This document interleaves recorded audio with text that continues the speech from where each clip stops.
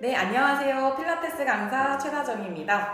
네, 오늘은 제가 드디어 여러 가지 물어봐 주셨던 질문들을 취합해서 회원님들이 이제 궁금해 하시는 부분들을 베스트로 나누어서 답변해 드리는 시간을 가져보려고 합니다. 그러면 따라와 보실까요?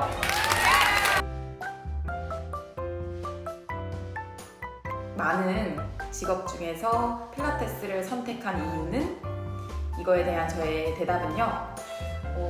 저는 우선 운동 강사가 주는 큰 메리트 하나가 있다고 생각을 하는데요. 건강한 에너지를 드리는 것과 건강한 몸을 만들어 드린다는 것. 이게 가장 큰 운동 강사가 주는 메리트가 아닐까 싶은데요. 물론 이제 여러 가지 케이스로 방문하시는 회원님들이 있죠. 통증 개선, 근력 증진, 체형 교정, 재활, 다이어트 여러 가지가 있으시겠지만 그 중에서도 그 많은 케이스들의 공통된 부분이 바로 건강한 몸을 만들고자 방문하신다는 점이에요. 그래서 저는 건강한 에너지를 드릴 수 있고 건강한 몸으로 바디를 가꿔드릴 수 있다는 이 직업이 굉장히 많이 큰 메리트가 느껴져서 운동 강사를 시작을 하게 되었는데요. 강사가 된 계기 중 또 하나가 있는데요. 제가 SNS, 인스타를 하면서 피드 또는 인스타 스토리를 보면서 되게 많이 건강한 그런 좋은 영향을 받는 그분 직업이 필라테스 강사셨어요. 그래서 그분이 올리시는 셀카라든지 피드에 올리시는 글이라든지 이런 것들을 보면서 우리 직접 만나보진 않았지만 SNS 상으로의 얼굴과 그런 느낌? 그 사람이 주는 풍기는 분위기로 인해서 사람이 매료되는 게 있잖아요. 근데 저는 이제 그 강사님을 보고 그런 걸 느꼈던 거예요. 그리고 정말 진심으로 회원님들을 생각해서 하시는 그런 말들이 느껴졌던 거죠. 이런 건강한 에너지를 드릴 수 있는 사람이 되면 얼마나 좋을까라는 생각이 처음으로 들었었던 것 같아요. 왜냐면 저는 그 직전까지는 사실 하고 싶었던 일도 없었고 도전해보고자 또는 내가 정말 원하는 진로를 못 찾아서 되게 방황하고 있었던 거였는데 강사를 하고자 하는 마음을 조금 더 부수는 의지를 심어준 분이었던 것 같아요. 강사를 하면서 제일 보람찬 순간은요. 아무래도 좋은 변화를 드렸을 때 가장 좋은 건 제가 물어보지 않았는데도 그 변화에 대해서 느끼고 얘기를 해주셨을 때입니다. 네, 한 일화로요. 줌 레슨을 하는 도중에 회원님 한 분이 발목이 많이 안 좋으신 분이었어요. 움직임 패턴을 봤을 때 발가락이라든지 발 자체 아치가 골고루 쓰이지 못하는 발을 가지고 계셨던 분이었어요. 레슨이 끝난 후에 어떤 동작에 대한 피드백을 드리는 시간이었거든요. 혹시 회원님 발이 평소에 접지르거나 또는 발목 주변 부에 통증 같은 건 없으신가요? 맞아요. 저 평소에 발 많이 자주 접지르는 편이에요. 발목이 자주 뼈요. 이렇게 얘기를 하시더라고요. 평소에 발의 체중심이라든지 보행 하시는 데에 대해서 체크했을 때 발 아치가 약해져 있으실 수밖에 없겠구나 라는 회원님이 가진 어떤 습관들이 있으셨어요. 한의원을 한번 가신 적이 있었대요. 그 한의원 의사분이 발이 작아서 아치가 많이 약하다. 그래서 제가 회원님께 드렸던 대답은 발 사이즈가 작다고 해서 발 아치가 무너지거나 약해지는 건 절대 아니에요. 그 발 자체의 크기가 영향을 주지는 않아요. 피로감을 주는 부분은 있겠지만 발이 작다라고 해서 아치가 무너지는 건 아니거든요. 한 예로 들어볼게요. 두 사람이 있어요. 한 사람은 키가 167이고요. 발이 250이에요. 한 사람은 똑같은 167인데 발이 230이에요. 그러면 이 사람이 더 발이 작은 편이죠. 키가 큰 편인데도 발이 사이즈가 작다라고 하면 당연히 발목이라든지 발에 대한 스트레스는 이 사람이 더 크겠죠. 후자인 사람이. 발이 작은 사람이더라도 보행 패턴이 정상적이고 자신이 더 평소에 신경을 쓴다라고 하면 이 사람의 발 아치는 더 이 전자인 사람보다 건강할 수가 있는 거예요. 충분히 자신이 평소에 약화되어 있는 발목 주변부의 근육을 강화하고 생활 습관들을 개선함으로 해서 발 자체의 건강은 많이 개선을 하실 수가 있고요. 10년, 20년, 30년 이렇게 기간으로 나누어 봤을 때 장기간 안 좋은 습관의 패턴을 가진 분들이 개선되는 기간은 조금 더 길게 가지고 갈 수 있지만 불가능하다라는 건 아닌 거죠. 그래서 충분히 자신의 노력만으로 좋은 변화는 일으킬 수가 있다는 거. 그래서 그런 순간들인 것 같아요. 다음은 근무제 스타일에 대해서 질문을 해주셨는데요. 그 질문을 제가 한번 읽어봐 드릴게요. 일반 직장인처럼 전일제가 아닌데 그 외 시간엔 뭘 하는지 또는 투잡을 하시는 건지 주말에만 근무를 하고 계신 분도 있는 것 같은데 평일엔 뭐 하는지 항상 궁금합니다.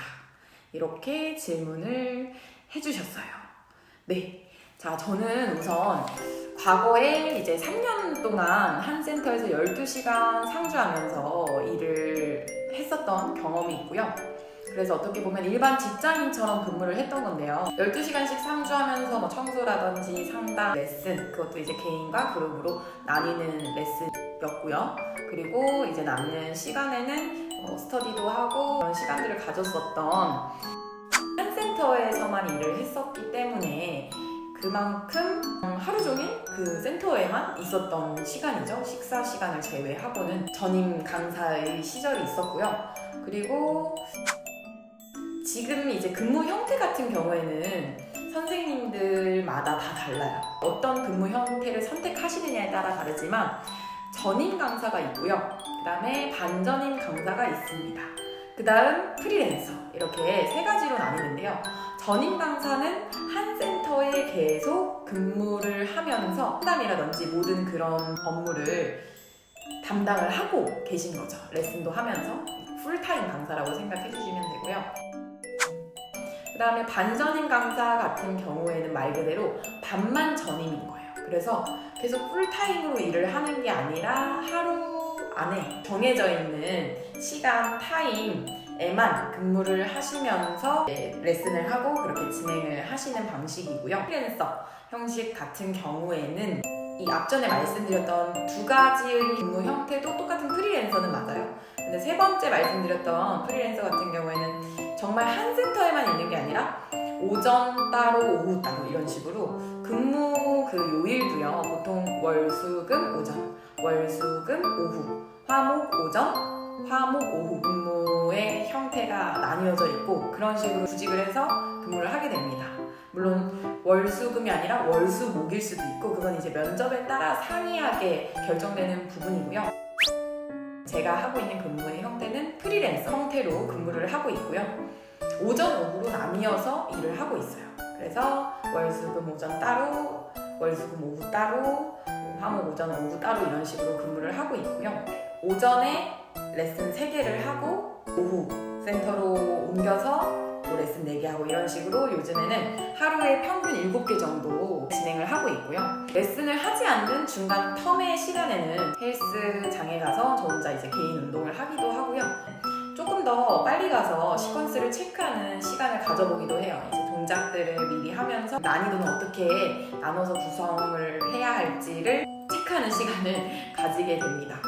그리고 실제로 필라테스 강사 선생님들이 여러 연령대가 있어요. 그 연령대에 따라서 투잡을 하시는 분들도 계세요. 본업이 있고 이제 운동을 너무 좋아해서 필라테스를 하다가 필라테스 강사의 직업을 가지게 되셔서 투잡을 하시는 분들도 계시고 여러 형태로 나뉘겠지만 선생님들마다 그거는 다 다르고 그 남는 시간에 쓰는 것도 다 달라요.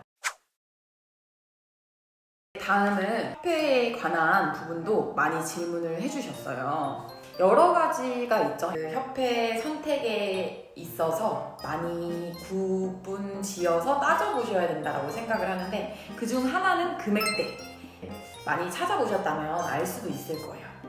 협회 자체가 굉장히 많이 있기 때문에 그 협회에 따라서의 금액도 천차만별이에요. 그래서 300, 400, 500, 600, 많게는 이제 1000이 넘어가는 그런 협회들도 있기 때문에 그거는 이제 각자의 경제적인 상황이라든지 아니면 그 원하시는 교육 커리큘럼의 협회가 진행되는 곳이 있다면 그 협회를 선택하셔서 그 금액대를 충당하실 수 있다면 그 협회에서 교육을 받으시는 게 저는 맞다라고 생각을 해요. 본인의 포커스가 뭔지를 생각을 하셔서 선택을 해주시면 좋을 것 같고요.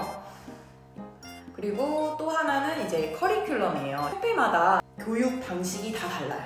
큰 틀은 똑같아요.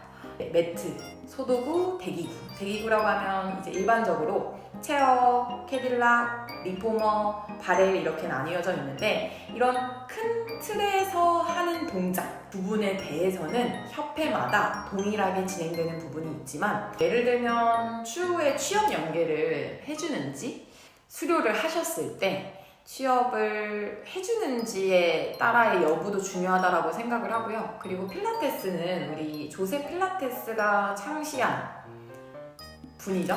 클래식 필라테스와 컨템포러리로 나뉘어요. 클래식이 조세 필라테스 선생님이 원래 고안해낸 그 전통 방식의 필라테스라고 생각을 해주시면 되고요.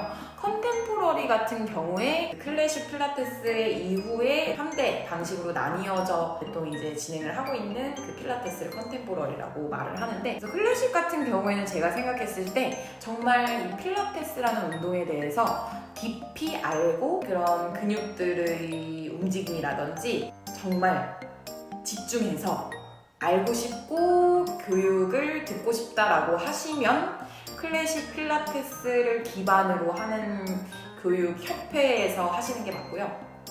아니면 현대 사회로 넘어오면서 우리가 지금 보편적으로 하고 있는 컨템포러리 같은 경우에 회원님들의 레슨에 더 직접적으로 적용하실 수 있는 부분들이 더 많을 거예요. 저는 스타일이 다른 거니까 협회를 들어가시기 전에 스스로 생각을 한번 해보시고 어떤 거에 조금 더 포인트를 두고 배우고 싶은지 고민을 해보시면 될 것 같아요. 등재된 업체만 몇백 개가 된다고 해요. 네임밸류가 좋은 그런 유명한 협회에 들어가보고 싶다라고 하시면 그 선택도 저는 괜찮고 아니면 그 센터 자체에서 오랫동안 필라테스를 하시다가 그 필라테스 자체를 너무 좋아하고 사랑해서 이 강사 직업을 해볼까 하고 정말 진중하게 도전을 하시는 분들도 계시더라고요. 그런 케이스들도 많으셔서 개인 원장님이 진행하시는 협회에서 수료를 하시는 것도 저는 나쁘지 않다고 생각을 해서 예비 강사님의 선택이라고 봅니다. 다음은 좋은 필라테스 강사와 센터 선택 방법 이렇게 질문을 해주셨는데요. 이것도 생각보다 되게 회원님들이 많이 질문하셨던 부분들 중 하나예요. 요즘에 여러 센터들이 정말 많이 생겨나고 있지만 그 센터들이 가진 어떤 매력이나 분위기들은 사실 다 다르거든요.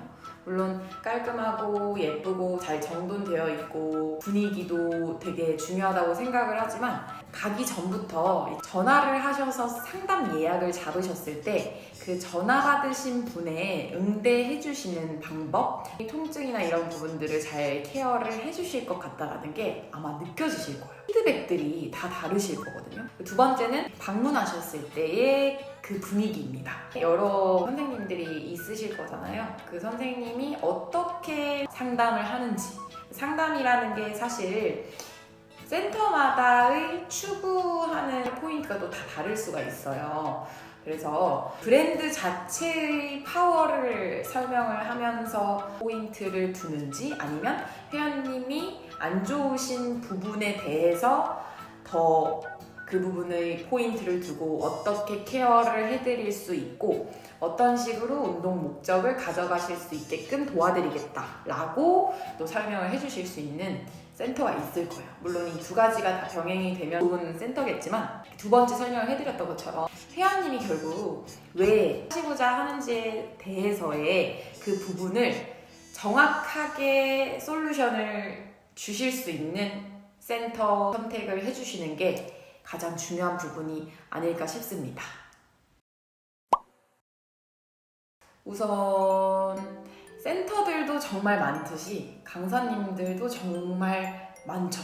그런데 일단 필라테스라는 운동 자체가 재활에 강점을 둔 운동이며 통증을 가지고 방문해 주시는 분들이 너무나 많고 체형적인 부분에 있어서 불균형한 부분에 하고자 방문하시는 분들이 많기 때문에 니즈를 충족시킬 수 있느냐 없느냐에 따라서의 그 선생님의 역량이 나타나는 것 같아요. 어떻게 케어해드릴 수 있는지에 대한 솔루션을 정확하게 제시를 해주실 수 있는 선생님, 운동 목적을 충족시켜 드릴 것이다 라는 자신을 가지고 있는 선생님을 만나는 게 좋은 강사의 선택 방법인 것 같아요.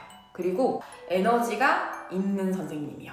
밝고 조금 더 회원님을 치열업 할 수 있는 선생님이 중요한 부분 같고요.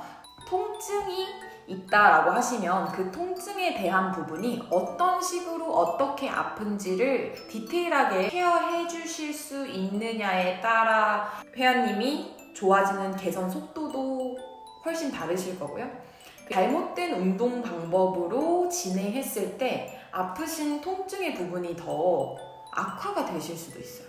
그렇게 되면 너무 슬프겠죠. 네, 그래서 정확한 솔루션을 해주실 수 있는 선생님을 만나는 것, 그게 가장 중요한 게 아닐까 싶습니다. 다음 수업 구성 기준에 대해서 많이 물어봐 주셨어요. 수업 구성 자체가요, 정해져 있는 큰 틀이 있어요. 웜업에 스트레치 이런 게 이제 진행이 되겠죠. 그 다음에 스탠딩, 그 다음에 슈파인, 그 다음에 포피케이, 사이드, 그리고 엎드려서 진행하는 프론 동작, 마지막 쿨다운 이렇게 나뉘는데요. 플로우가 자연스럽게 연결되기 위한 포지션으로 나누는 거거든요. 왜냐면 서 있는 상태에서 동작들을 막 하다가 갑자기 엎드릴게요 하고 엎드리면 뭔가 좀 플로우가 약간 자연스럽지 못하죠. 저는 제가 조금 더 포인트를 두고 수업 구성을 하는 건요, 플로우를 최대한 연결합니다. 회원님들이 목 어깨가 많이 안 좋으시고 앞으로 많이 걷고 앞으로 하는 일상생활의 자세들이 더 많잖아요. 등 근육이 느슨해지기 때문에 거북목 그리고 라운드 숄더가 생기는 부분이 이 때문인데, 가슴 근육은 대체로 계속 짧아집니다. 그래서 가슴 근육이 짧아지니까 등이 굳게 되고요. 등이 굳게 되니 목이 나오는 거고, 목이 나오니까 어깨가 계속 감기게 되는 거예요. 그렇기 때문에 따로 등 근육을 신경 써서 운동을 진행해주지 않으면 계속해서 느슨해지는 포스처가 나오기 때문에 구부정한 체형이 되는 거고요. 그에 따라서 목 어깨에 통증이 생기는 거예요. 그렇기 때문에 저는 평소에 등 근육을 많이 키워줄 수 있는 더 바라진 체형을 만들기 위해서 포인트를 많이 두고 있고, 그에 더불어서는 코어 근육이라고 하죠. 코어 근육이 약해졌을 시에 허리 자체의 쓰임이 커져서 허리가 고상작용으로 많이 스트레스가 가해지는 거죠. 저는 코어 근육의 강화를 하는 동작들도 많이 넣습니다. 그래서 결론적으로 봤을 때는 자연스러운 플로우 안에서 날개뼈 움직임을 토대로 등 근육의 사용을 하는 동작들을 많이 넣고, 복부 근육, 코어 머슬의 강화. 다음은 나만의 노하우와 꿀팁. 우선 저는 필라테스 강사 일을 2018년부터 지금까지 6년차 해오고 있지만요, 정말 초반에서부터 지금까지 계속 제가 나름대로 조금 끈기 있게 고수하고 있는 부분이 하나 있습니다. 그거는 개인 레슨 회원님들도 마찬가지고요, 그룹 레슨 회원님들도 마찬가지고요, 이름을 한 분씩 다 불러드리고 있어요. 레슨 진행 중에도 예를 들어서 7분이 있다고 가정을 해볼게요. 그러면 그 7분의 회원님들의 성함을 다 외워서 땡땡 회원님, 땡땡 회원님 성함을 말씀드리면서 바른 동작으로 정렬을 맞추실 수 있게 한 분씩 이름을 다 불러드리고 있어요. 이거는 제가 노력을 하는 부분이기도 하고요. 이름을 기억함으로써 나는 회원님을 기억하고 있습니다 라고 표현을 해드리는 저의 표현이라고도 생각을 하는 거고요. 그리고 그룹 레슨 진행 시에는 제가 가지 못하는 상황들이 있잖아요. 이 회원님을 티칭해드리면서 저 회원님, 저 회원님, 저 회원님까지도 멀리서도 이렇게 이름을 불러드리면서 할 수가 있으니까요. 신규 유입이 되신 회원님들도 계시잖아요. 그런 분들 같은 경우에는 또 제가 일일이 이름을 다 알지 못하죠. 그러면 저는 항상 그룹 레슨 진행 전에 꼭 출석을 부릅니다. 그래서 여기가 조금 더 약화되어 있으신 분이지라는 걸 체크를 해서 수업 진행 중에 안 되시는 동작, 그분이 조금 더 어려워하시는 그런 동작을 저는 이름을 매칭해서 기억을 해서 최대한 케어를 해드리면서 봐드리고자 하는 노력을 하고 있습니다. 이와 더불어서 레슨이 끝나고 배웅을 해드리는 부분입니다. 수업 시간이 끝나고의 그 10분 시간에도 사실 쉬는 시간으로도 짧은 시간이기는 해요. 뭐 물 마시고 화장실 한번 갔다 오고 휴대폰 한번 확인하면 끝나는 시간이지만 그 시간에도 저는 제가 체력이 되는 선에서는 회원님들과의 컨택을 많이 하려고 합니다. 그래서 아까 하셨던 어떤 동작에서는 허리가 조금 불편해 보이셨는데 회원님도 그런 불편감이 느껴지진 않으셨나요?